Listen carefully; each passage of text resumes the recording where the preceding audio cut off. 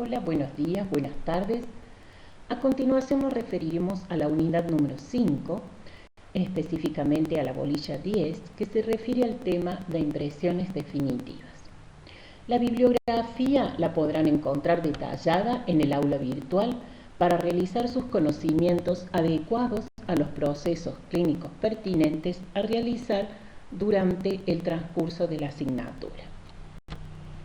Las impresiones definitivas se conocen como tal desde 1864 por Scroch. En general se define como una impresión funcional. Desde 1930 se realiza en forma individualizada a través de una cubeta preparada desde un molde propio del paciente.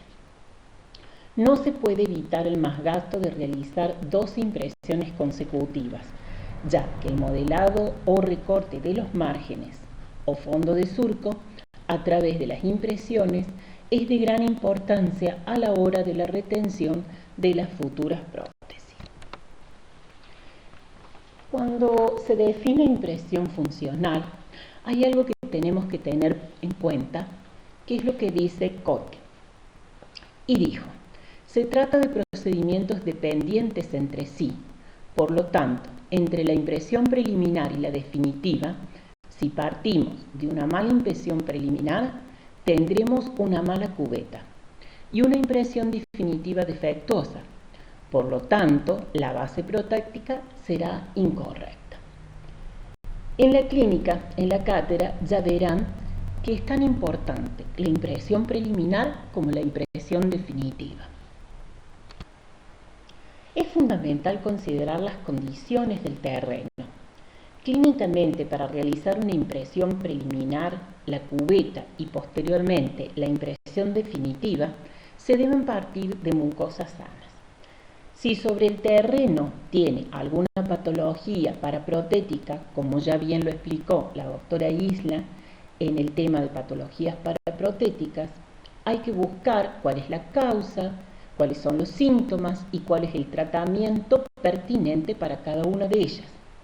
Teniendo en claro esto, el punto de partida para construir las prótesis completas son mucosas sanas. El objetivo de las impresiones definitivas es obtener un modelo donde construir la base definitiva de la misma.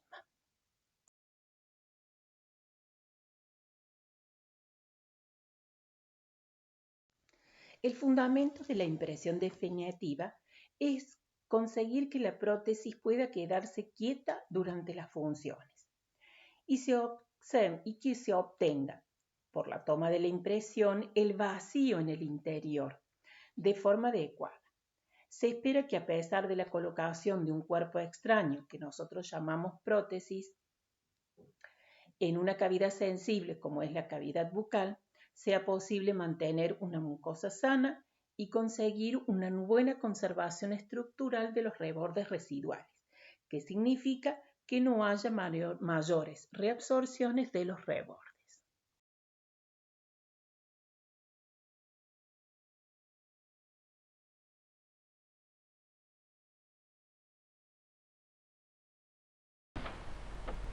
Las condiciones para el éxito de una prótesis son 4. 1. La superficie interna de la prótesis debe apoyarse de forma estanca sobre toda la mucosa. 2. Los márgenes o límites no deben alterar la función muscular, es decir, los movimientos propios del paciente y a su vez la superficie externa pulida de la prótesis debe rellenar en forma exacta y fidedigna la cavidad bucal. Tercero, la oclusión, es decir, el engranamiento de los dientes artificiales debe ser preciso y adecuado y debe ser obtenido en forma correcta. Cuarto, se debe valorar la línea del plano oclusal y el aspecto estético que presenta, con el fin de que las presiones no alteren la irrigación normal de los tejidos. Es decir, que siga habiendo una buena irrigación de los tejidos blandos. La condición 1 y la condición 2 son valoradas y evaluadas durante la toma de las impresiones definitivas. Hay ciertos criterios clínicos a considerar que son cuando realizamos el examen diagnóstico. Esto nos lleva a determinar a través de la palpación del terreno 3 tipos de tejidos según lo que se denomina la depresibilidad o la resiliencia. Y los podemos clasificar en 3. Los podemos clasificar en tejidos muy depresibles, en tejidos poco depresibles y en tejidos nada depresibles. Los tejidos muy depresibles o con mucha resiliencia hay 2 fundamentales.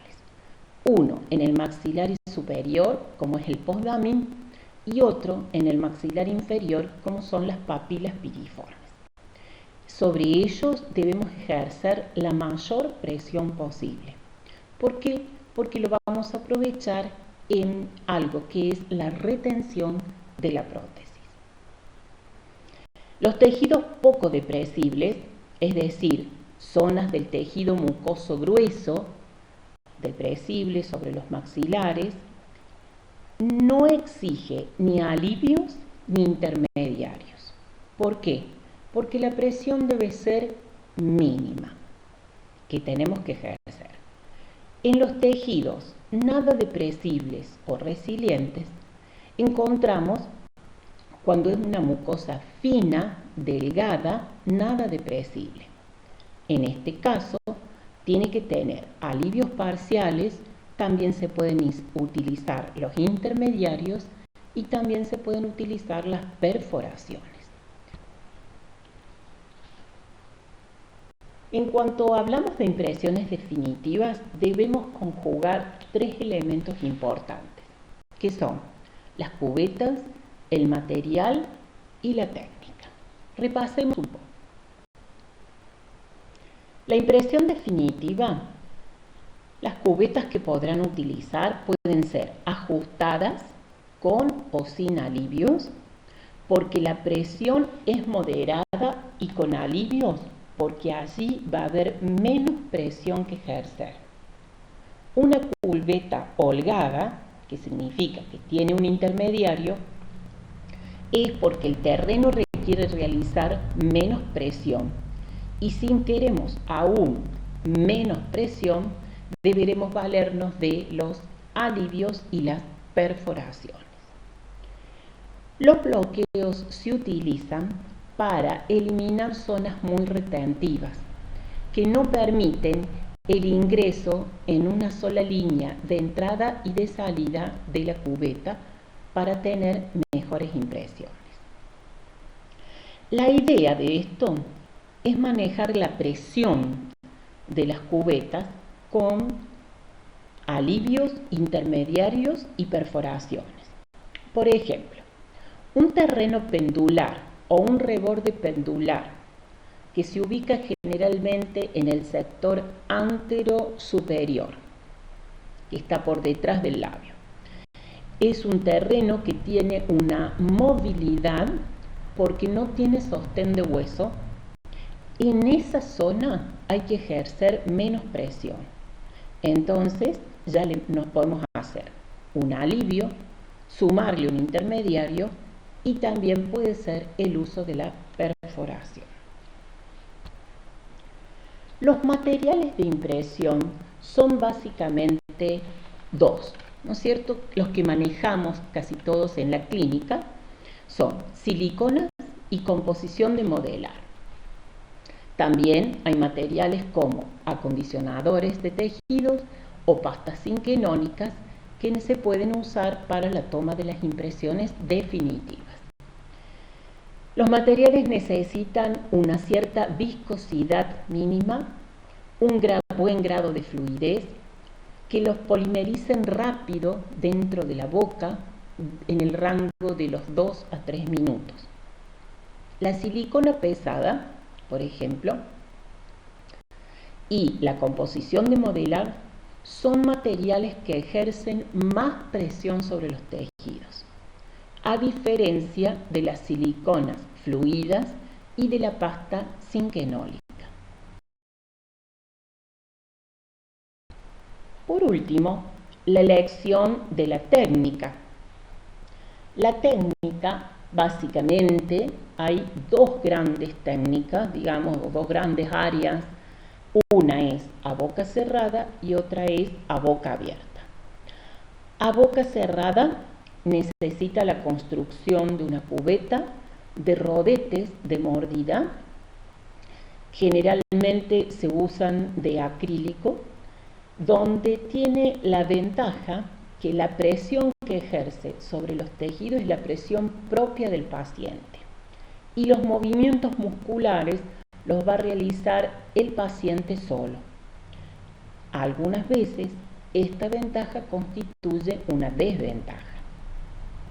Y las técnicas a boca abierta son técnicas que se utilizan cubetas con mango, en las cuales aquí es el operador o el profesional el que ejerce la presión y realiza los movimientos funcionales del paciente para obtener los diferentes movimientos.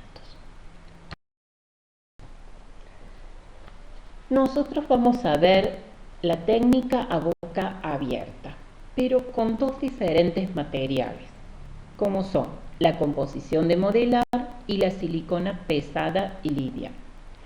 En general, cuando se va a utilizar la composición de modelar, que es un material que ejerce presión sobre los tejidos, se prefiere realizar una cubeta individual con intermediario.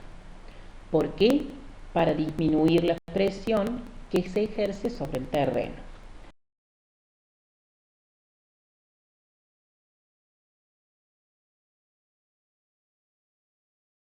Pero recuerden que estos intermediarios en la zona del postdamin y en la zona de la papila piriforme son dos zonas depresibles que se las tiene que aprovechar mucho para el sellado periférico de manera de obtener mejor capacidad de retención.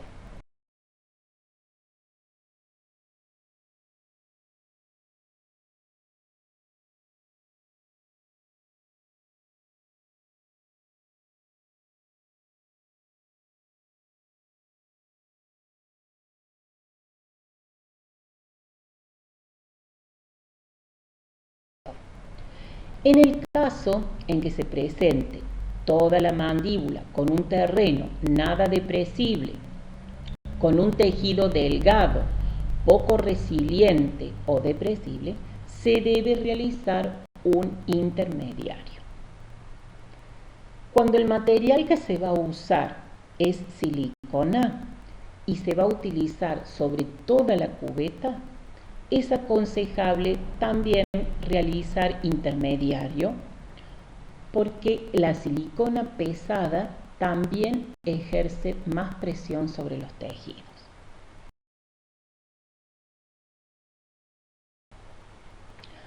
A continuación veremos el video número 2.